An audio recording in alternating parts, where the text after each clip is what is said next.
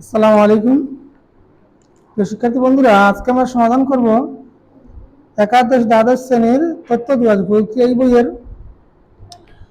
সিলেট বোর্ডের দুটি অঙ্ক 2023 সালের সিলেট বোর্ডের দুটি অঙ্ক। হ্যাঁ, একটিতে কি আছে? একটিতে আছে কি আমরা তো শুধু অ্যালগরিদম এবং ফ্লো চার্টের অঙ্কগুলো করতেছি, তাই না, ধারাবাহিকভাবে। তো 23 সালের প্রথমটিতে আছে অ্যালগরিদম, আর আবার পরেরটিতে কি আছে? Flow chart. পরেরটিতে অ্যালগরিদম। একটিতে উদ্দীপক কি দেওয়া আছে? ধারার অঙ্ক। আর আরেকটিতে দেওয়া আছে ফ্লো চার্টের চিত্র, আমাদের বলছে অ্যালগরিদম আঁকানোর জন্য। আমরা প্রথমে একটি করে দিয়েছি ধারার অঙ্কটি। তো ধারার উদ্দীপকে কি আছে দেখো তো, 10 plus 16 plus 22 plus dot dot dot dot plus 70, তাই না? তাহলে 10 লো। আচ্ছা বলো তো এটা কোন ধারা, কি বলতে পারবে? গত ক্লাসে আমরা করছিলাম, এটা কি ছিল? প্রত্যেকটা পদের উপরে পাওয়ার ছিল না? হ্যাঁ, সমান্তর দ্বারা। এটা কোন দ্বারা? সমান্তর দ্বারা। এই যে 10 প্লাস 6, 10 এর সাথে 6 যোগ হয়ে কি হয়েছে? 16।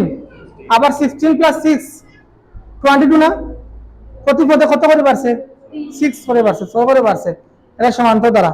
তো আমাদের দেখো তো, আমরা শুধু অ্যালগরিদম আর ফ্লোচার্টগুলো করব। গ নম্বর কি বলছে? উদ্দীপকের দ্বারাটির যোগফল প্রদর্শনের জন্য একটি অ্যালগরিদম লেখো।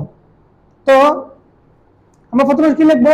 প্রথমে ফসলে লিখবো 10 plus 16 plus 22 plus dot dot 70 এর যোগফল প্রদর্শনের জন্য অ্যালগরিদম নিম্নরূপ। আরে লিখে দেই দাঁড়াটি বলো তো। গণ উত্তর লিখি এখানে। গণ দাঁড়াটি বলো, দাঁড়া। 10 plus 16 plus 22 plus dot dot dot dot dot plus 70 এর কি এই ধারার কি বলছে আমাদের? যোগফল প্রদর্শনের জন্য একটি অ্যালগরিদম লেখো। আমরা কি লিখবো? ধারাটির যোগফল প্রদর্শনের জন্য অ্যালগরিদম নিম্নরূপ। ধারাটির যোগফল প্রদর্শনের জন্য কি অ্যালগরিদম কি নিম্ন রূপ। এই লাইনটা লিখে শুরু করবে। তো আমরা অ্যালগরিদমে কিভাবে লিখি? ধাপ 1, ধাপ 2 এভাবে লিখি না? ইংলিশে লিখলে কি লিখতে পারি? স্টেপ 1, স্টেপ 2 এভাবে। তো আমরা প্রথমে কি লিখি? ধাপ 1। ধাপ 1 কি লিখি আমরা? শুরু করি। ইংলিশে লিখলে কি লিখবো? স্টেপ 1 স্টার্ট, শুরু করি। তারপরে ধাপ 2 কি লিখবো? ইনপুট নেই। তো ইনপুট কি নিবে বলো তো? শেষের পদ কি দেওয়া আছে? 70 দেওয়া আছে। আমরা কি লিখতে পারি? 70 ধরনের সংখ্যা আছে, এটা চলক লিখলে সুন্দর হবে না? এন ধরে নেই, শেষে সবসময় এন থাকে না? তোমার লিখে নেই এন ইকুয়াল টু এন মানে শেষ পদ। শেষ পদে কত আছে? 70। এটা তো সবাই জানো। শেষ পদকে কি বলে সবসময়? এন। প্রথম পদকে কি বলে? আই অথবা এ। হ্যাঁ, অথবা আর অন্তরকে কি বলে? সমান্তর দ্বারা অন্তর হচ্ছে ডি, আর গুণোত্তর দ্বারা অন্তর হচ্ছে আর। তো n ইকুয়াল টু 70 কি করি? এটা ইনপুট নেই না?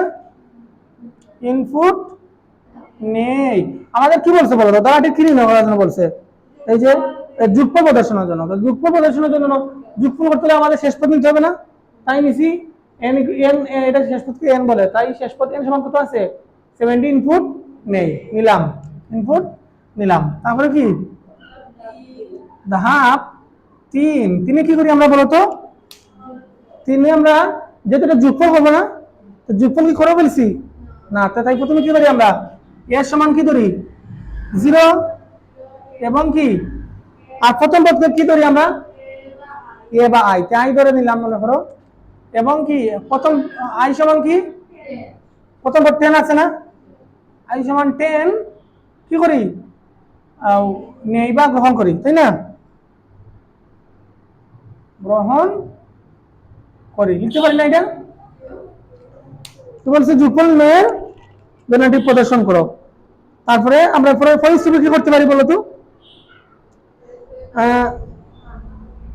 পরিস্থিতি আমরা সবসময় কি করি বলো? এটা কোন দ্বারা? এটা হচ্ছে দেখো 10 plus 16 plus 22 dot dot plus 70। এখানে প্রতি পদে কত করে বাড়ছে? 6 সরি 10 আর 6 হচ্ছে 16, 16 আর 6 হচ্ছে 22। তো এটা কোন দ্বারা? সমান্তর দ্বারা। তো আমরা কি লিখতে পারি বলো তো? এখন পরের ধাপে আমরা কি দেই? সবসময় আমরা 4 কি দেই বলো তো? পরে লিখবে না। ধাপ 1 শুরু করি, ধাপ 2 ইনপুট নেই, আর ধাপ 3 কি S0 এবং I = 10 ব্যবহার করি বা গ্রহণ করি। আমরা যদি ফ্লোচার্ট আঁকতাম তো প্রথমে কি লিখতাম? ডিম্বাকার স্টার্ট, তারপরে সামান্তরিক দিয়ে ইনপুট গ্রহণ করি, আয়তাকার দিয়ে মানগুলো গ্রহণ করি, আর 4 এসে কি করতাম? আমরা সার্কেল দিয়ে রম্বস খাইয়ে এর নিচে শর্তরা দিতাম। তো ঠিক গ্রুপ ধাপেও কি সেম, এখানেও কি বলবো? আমরা শর্তরা দিব। আই ধরছি না, আই যদি গেটার দেন হারছে এনার চেয়ে না, যদি আই গেটার দেন এনের চেয়ে, তাহলে কি করবো আমরা? যদি এন থেকে আই বড় হয়ে গেছে তো কি করতে হবে আমাদের? আই গ্রেটার দেন এন হলে 5 ও কি 6 নং ধাপে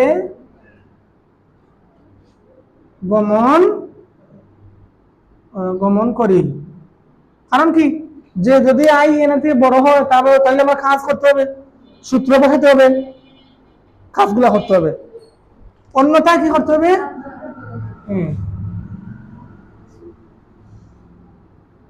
অন্যথায় 7 নং ধাপে যাই বা গমন করি, তাই না? যদি আমাদের আই এনের থেকে বড়ই না হয় তাহলে আর কি কাজ করব? তাই আমাদের পিন করে দিব, তারপরে এন করে শেষ করে দিব। শেষ ধরে নিলাম আই এনের চেয়ে কি বড়, ইয়েস অন্য দুটো অপশন থাকে না, ধরে নিলাম বড়, তাহলে কি করতে হবে? ধাপ 5-এ যেতে হবে। তো ধাপ 5-এ গেলে আমাদের যোগফলের সূত্র এটা সাম করতে হবে না? তো সামের সূত্র কি? S = S plus I। যেহেতু আমরা প্রথম পদ আই ধরছি, যদি এ ধরতাম তো S প্লাস কি লিখতাম? S প্লাস কি লিখতাম? এ লিখতাম। আচ্ছা বলো তো, পূর্বের অঙ্কগুলোতে আমরা কি দিছিলাম? এখানে স্টার গুণ দিয়ে আবার আই লিখছিলাম, এখানে দিই না কেন? পূর্বের অঙ্কগুলো ছিল প্রত্যেকটা পদের উপরে স্কয়ার ছিল, বর্গের যোগফল ছিল। যদি প্রত্যেকটা পদের উপরে স্কয়ার থাকে আর যোগ থাকে, কিসের যোগ? বর্গের যোগ। আর যদি প্রত্যেকটা উপরে ঘন থাকে, কিউব থাকে, ত্রি থাকে, আর যোগ থাকে, তাহলে কি হবে? ঘনের যোগ। বুঝতে পারছো? এখানে বর্গ নাই, ঘন নাই, শুধু সংখ্যা সমান্তর দ্বারা। তো এটা কি? তাহলে কি আই বিভাগ গুণ দেওয়া লাগবে? যদি এখানে 3 হইতো পাওয়ার, তাহলে আই রে কয়বার গুণ দিতাম? 3 বার। যদি স্কয়ার হইতো, প্রত্যেক আই রে কয়বার গুণ দিতাম? 2 বার। যেহেতু প্রত্যেকের সঙ্গে একবারই, স্কয়ার নাই, ঘন নাই, তো কিছু গুণ দেওয়া লাগবে না। কিন্তু ধাপ 5 আর 6 বলছিলাম না, তো ধাপ 6 গেলাম। 6 গিয়ে কি এখন আই মানটা বাইরে হওয়া লাগবে না? এই যে আই মানটা আমি বারবার তোমাদের বুঝাইছিলাম, বলো তো কিভাবে লিখতে হবে? আই সাথে কত যোগ হবে? বারবার বলছি না, 10-এর সাথে কত যোগ হয়েছে? আবার 16-এর সাথে কত যোগ হয়েছে? এখানে 6 বাড়ি গেছে না, তাই আই সাথে আবার কি কত যোগ করতে হবে?